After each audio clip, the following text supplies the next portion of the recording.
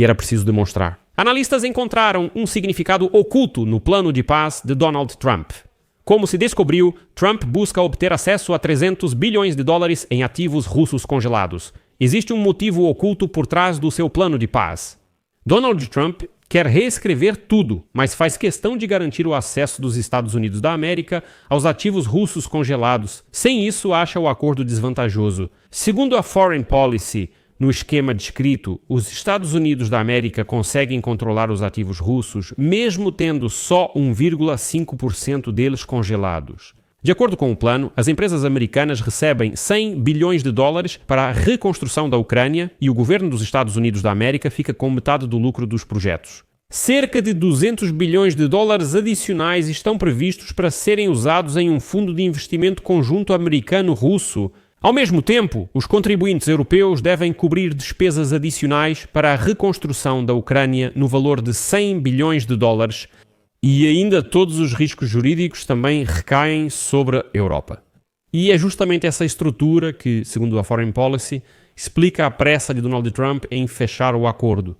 Para a Ucrânia, a transferência desses ativos para o controle dos Estados Unidos da América significaria a perda da única fonte confiável de financiamento. Trata-se do crédito de reparação da União Europeia garantido pelos ativos russos congelados.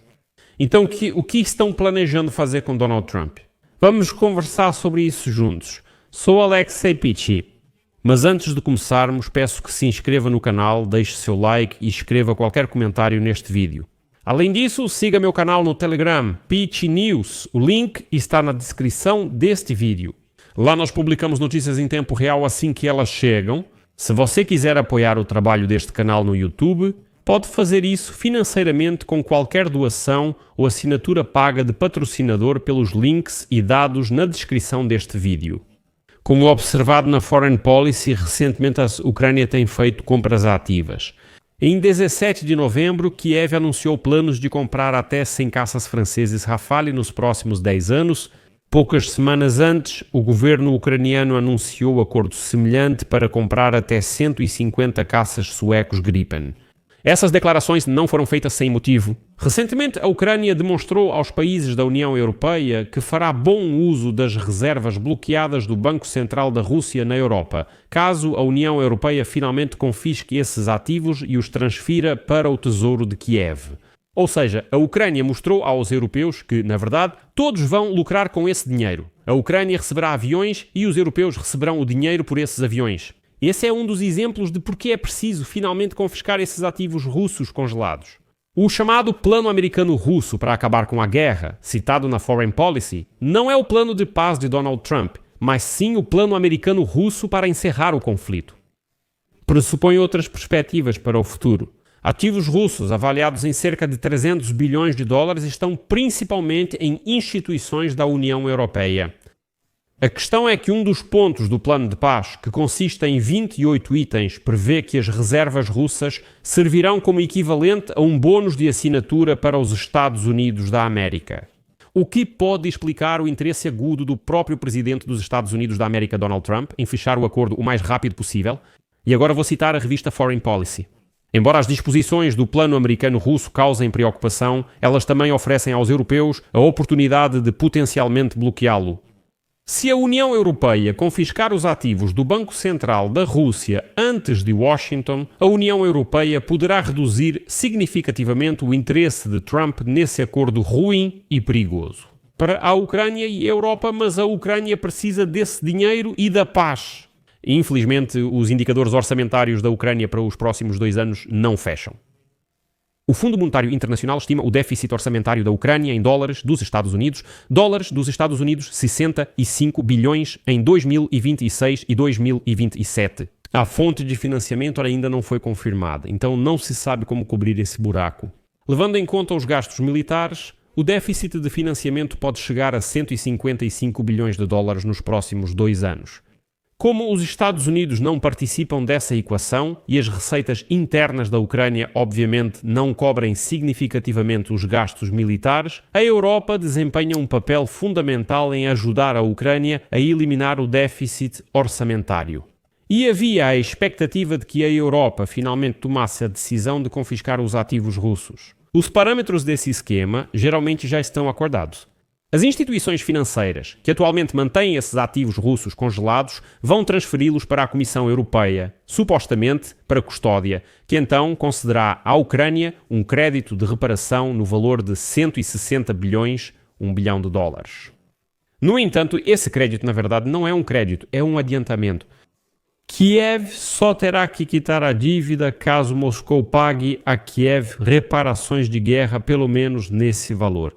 Mas a Bélgica frustrou essa ideia, exigindo que todos os Estados-membros da União Europeia garantissem esse crédito, porque é justamente a empresa belga Euroclear que detém 86% dos ativos estatais russos localizados na União Europeia. Isso significa que a Bélgica pode ser responsabilizada caso, no futuro, a Rússia vença um processo judicial para recuperar seu dinheiro.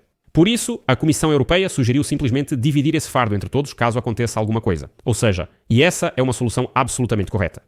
Mas aí, de repente, Donald Trump aparece e reivindica os ativos russos congelados na Europa. O plano de paz de Donald Trump prevê que empresas americanas recebam 100 bilhões de dólares em ativos russos congelados para financiar a reconstrução da Ucrânia. Ao mesmo tempo, o governo dos Estados Unidos da América receberia 50% do lucro desse empreendimento. E à primeira vista parece meio surreal, mas não há motivo para se surpreender porque Trump faz acordos semelhantes no contexto da guerra comercial com outros países. Por exemplo, no âmbito do acordo de julho com Washington, Tóquio se comprometeu a gastar 550 bilhões de dólares dos contribuintes japoneses em território dos Estados Unidos da América. Até janeiro de 2029, a Coreia do Sul investirá 350 bilhões de dólares. Então o Trump sugeriu: e se pegarmos o dinheiro russo congelado e ficarmos com ele, anunciando como investimentos da Rússia nos Estados Unidos da América, por isso também vai servir como motivo para fechar alguns acordos comerciais. Mas isso não é tudo, porque ainda restam 200 bilhões de dólares em ativos russos congelados. Talvez pelo menos a Ucrânia finalmente receba esse dinheiro? Não. Trump também tem planos para esse dinheiro. Os cerca de 200 bilhões de dólares ainda congelados serão usados no Fundo de Investimento Americano-Russo. Assim, caso o plano seja implementado, os Estados Unidos receberão um bônus de assinatura no valor de 300 bilhões de dólares. Mas o que a Ucrânia vai ganhar, você pode perguntar.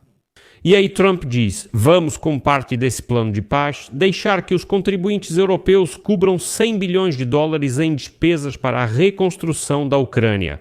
Não a Rússia, mas a Europa. Ele diz: nós, com os russos, esses ativos congelados guardados na Europa, vamos dividir, criar um fundo, gastar e lucrar, enquanto a Europa deve dar 100 bilhões de dólares para reconstruir a Ucrânia. A Europa atacou a Ucrânia, provavelmente. Lembro que dos 300 bilhões de dólares em ativos russos congelados no Ocidente, apenas 1,5% está nos Estados Unidos da América. Isso equivale a 5 bilhões de dólares. Mas os insiders já dizem que Trump, infelizmente, tem com o que pressionar a Europa para realizar seu plano. E aqui vou dar um exemplo que não é dos mais limpos. Infelizmente, Trump realmente pode tomar uma medida dessas, até mesmo em relação aos aliados. Vou lembrar que em 2012, naquele distante 2012, a rede financeira belga SWIFT não teve outra escolha a não ser cortar relações com os bancos iranianos diante da intensa pressão de Washington. Naquela época, os Estados Unidos da América anunciaram que poderiam cortar totalmente o sistema SWIFT do dólar. Eles disseram: escutem e então façam como quiserem. Como já perceberam, a apreensão dos ativos russos pelos Estados Unidos da América vai tirar de Kiev sua única fonte financeira confiável, o empréstimo de reparação da União Europeia garantido por esses ativos. Se o plano americano-russo não trouxer paz, o que é bem possível considerando suas garantias de segurança fracas ou inexistentes, Kiev terá muita dificuldade para financiar os gastos militares. Como última reviravolta, a Ucrânia começou negociações com o Fundo Monetário Internacional para novo empréstimo, passo crucial para a participação de doadores internacionais. Ou seja, se o Fundo Monetário Internacional dá garantias, os outros também confiam. Mas os Estados Unidos são o maior acionista do Fundo Monetário Internacional, o que torna um novo empréstimo improvável sem o apoio de Donald Trump. Além disso, o Fundo Monetário Internacional só pode conceder empréstimos a países que tenham chances razoáveis de pagar sua dívida com o Fundo Monetário Internacional sem o empréstimo da União Europeia. Não está claro como Kiev pode cumprir esse critério. E aqui vou citar mais uma vez a Foreign Policy. O destino do plano americano-russo depende da capacidade da União Europeia de confiscar rapidamente os ativos russos congelados. Se a Bélgica retirar suas objeções à apreensão e a União Europeia conceder rapidamente um empréstimo de reparação, ou seja, em questão de dias e não semanas. A União Europeia pode questionar um dos pontos-chave do plano de Trump, o que talvez torne todo o acordo muito menos atraente para ele. A questão já não é mais se os ativos serão confiscados, mas sim quem fará isso primeiro. Os europeus têm uma escolha. Eles podem apoiar a Ucrânia e usar suas melhores alavancas de influência para influenciar o plano americano-russo ou permitir que Washington confisque o dinheiro em benefício dos Estados Unidos da América e da Rússia. Por isso, deixo reticências. Deixe sua opinião e suas conclusões nos comentários deste episódio. Inscreva-se no canal, ative o sininho e não se esqueça de deixar o like. Por hoje é só. Cuidem-se. Até mais, pessoal.